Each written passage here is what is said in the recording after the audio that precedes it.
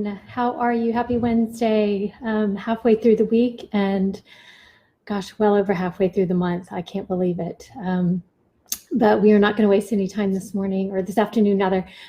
We are going to continue today talking about the 5 myths of thyroid health.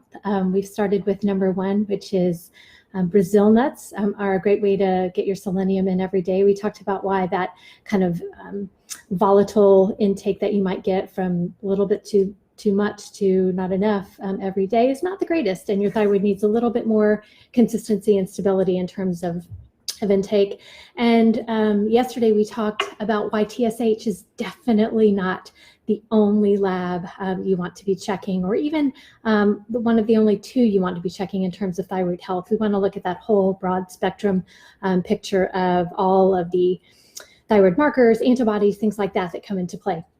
So today, and again, let me introduce myself for those of you who are new to me, and I'm just happy to connect with you here. And if I haven't done so already, my name is Jennifer. I'm a registered dietitian, and I help women with hypothyroidism, specifically women with hypothyroidism who are struggling, really. I'll use that word to conceive, because those 2 factors alone are difficult, but when you put them together, it almost becomes impossible, or it feels so. So I help women with hypothyroidism use a real food as medicine lifestyle to incorporate not just food, but all elements of their life to nourish their thyroid and nurture the possibility of conceiving. I practice, I'm trained integratively and functionally in the nutrition realm, and that's how I practice. We look at getting to the root cause, or at least seeking to, of the problem, rather than trying to just kind of fix it on the surface. So, well, let's talk a little bit more today about what we're going to get into with thyroid. And today we're going to be talking about food.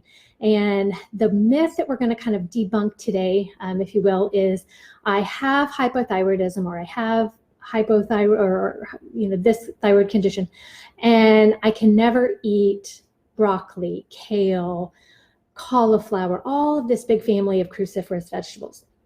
And that just should not be the case, because you are never, ask anyone who knows me, you're never going to find me telling somebody to not eat vegetables, especially when it comes to these beneficial ones that just have so much in terms of what they're going to give you that we don't need to avoid. And let's talk about why. Now, why are these foods ones that have been given kind of this red flag or reason to avoid when it comes to hypothyroidism? This family of foods, cruciferous vegetables, have a property in them called goitrogens. Goitrogens, it's kind of a funny sounding word, but it's a compound within this family of vegetables, this kind of brassica family, if you've ever heard that term. That can have a big impact on your thyroid health. Now, here's the thing. All goitrogens are not created equal. And all foods with goitrogens in them, they have different properties in terms of the viability of the goitrogens and what they do. So let's get into that a little bit.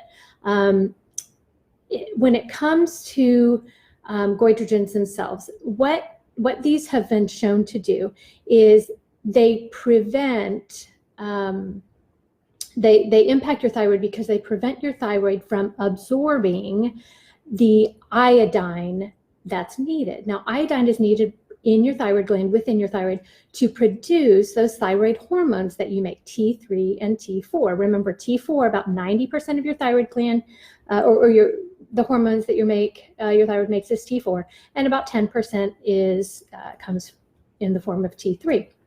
And what these goitrogens can do is they get in there and they prevent the thyroid from absorbing that iodine that they need. And so the thyroid cannot produce those effectively and in the way it should, the way your body's demanding them. So what does the thyroid do? It begins to kind of grow and expand. If you've ever heard the term goiter from goitrogen, that term was coined decades ago when this was a really big problem. Because the thyroid was trying to grow to say, hey, if I get bigger, I'll absorb more, right? I'll be able to catch more of this iodine that's floating around. And hence we have this kind of nodule, what's sometimes called now thyroid nodules, but the thyroid has been, abnormally growing to try to compensate. And at that point, it's just kind of overcompensating. It just can't do anything more. So that's what goitrogens do. And yes, they can be very harmful. Now, years ago, when this became really an issue, the food industry started adding iodine and supplementing iodine. That's when we saw iodized salt, and that became much less of an issue. But cruciferous vegetables specifically have a compound in them. Again, I don't mean to get too technical with names, but they're called glucosinolates. And these are the compounds, the specific compound that prevents iodine from being absorbed by your thyroid gland. And kale, broccoli, I mean, if we look at the whole family of cruciferous vegetables, it's huge. Brussels sprouts, rutabaga, cassava is even in there. All of these different vegetables and root vegetables. And so these glucosinolates are what's responsible for your thyroid not absorbing the iodine. And in the raw state, that can be a problem. But luckily, when cruciferous vegetables are heated, cooked, steamed, even fermented, those goitrogens or those glucosinolates are destroyed. There's this really enzymatic chain of reactions that needs to go on for these compounds to really cause problem. And by cooking them, by heating them, by fermenting them, that enzymatic chain is cut off. It's broken. It can't happen. So you don't have these compounds forming. Therefore, what was once a possibly harmful chemical or compound to your thyroid now is just an innate, it doesn't cause any problem. It's harmless. So that when we're talking about kale, things like that, not a lot of raw kale. I was working with someone recently, and she was every morning having this smoothie, either smoothie or juice, and it was like 3 cups of kale. And I was like, whoa, let's stop that.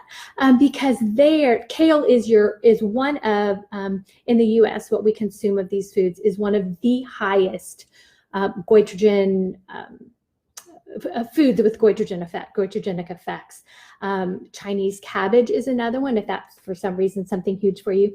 But broccoli, cauliflower, Brussels sprouts, all these other ones are much, much lower in terms of goitrogenic problem that they can cause. And here's a little tidbit, one of the most powerhouse foods that you can eat, not only for the benefit that they provide, but the absolute absence of any kind of goitrogenic effect or compound, are broccoli sprouts.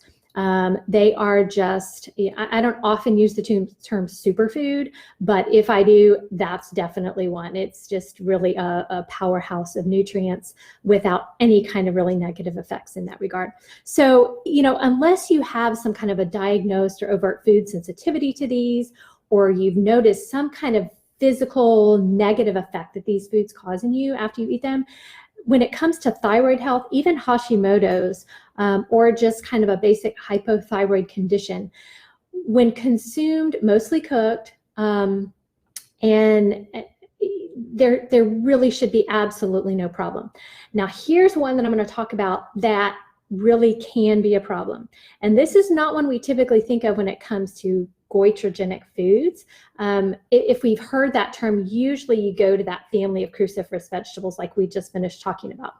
But here is one that if you take anything off the table when it comes to thyroid health, this is one of those foods, and that is soy.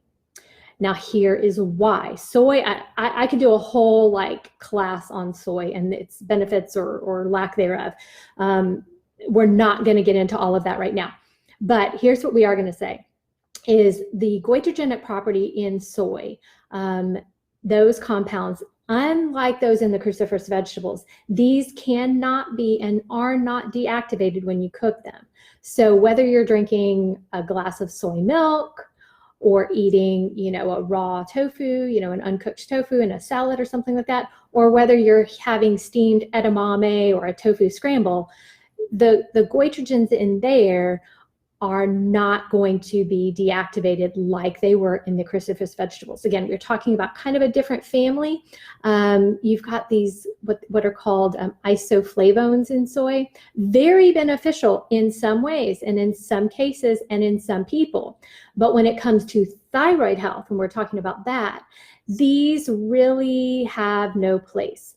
So if there's one food in this realm of what we're talking about here and the goitrogenic effect of the impact on your thyroid that I would say to absolutely remove would be soy.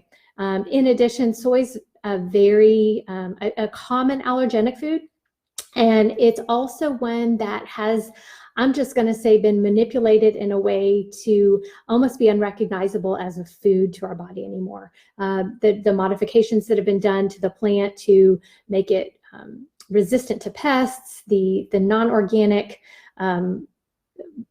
growing conditions that it has on the norm, it's just very hard to find really high quality, really beneficial soy protein anymore. So it's just one of those that I would say there's so many other options for foods. Especially if you have a thyroid condition, you gotta make some changes and find something else. Gosh, those are some big ones. Now here are a few other very much lesser known foods that have these same goitrogenic effects. Not ones that a whole lot of people consume except for one, but millet, same as that kind of iodine, or actually it kind of messes with some of your thyroid peroxidase enzyme, which is responsible for making your thyroid hormones. But millet can be kind of problematic in some. It's a non-gluten grain, so if you've gone gluten-free, there's a lot of breads that use millet as a, maybe not an isolated ingredient, but as kind of a mix within all the other flours that they're using. But that one's, and canola oil also can have kind of, I'll call it very, maybe not the word toxic effect, but very detrimental effect to your thyroid health. Again, same issue in terms of those goitrogens that we saw from the crucifers, but one that won't be destroyed. Obviously, canola is a very processed food, so we've gone from a rapeseed down to this oil, and it still will retain those properties of being able to kind of mess with your thyroid. Definitely one you're going to see in a lot of industrial baked goods, a lot of processed foods, things like that. So definitely try to find another option for that if you use it at home in cooking. Olive oil, coconut oil, avocado oil can all be great substitutes. Avocado oil's probably the least flavorful of those if you're using it in a baked good.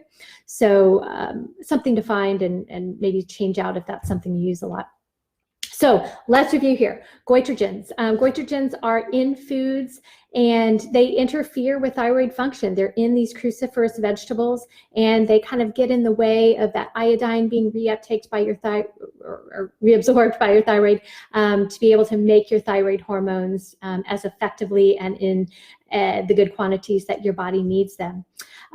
Most goitrogens that you're going to get in these cruciferous vegetables are all going to be deactivated by even the lightest bit of steam, heat, roasting, cooking, fermenting, like in the case of sauerkraut, cabbage, what was once,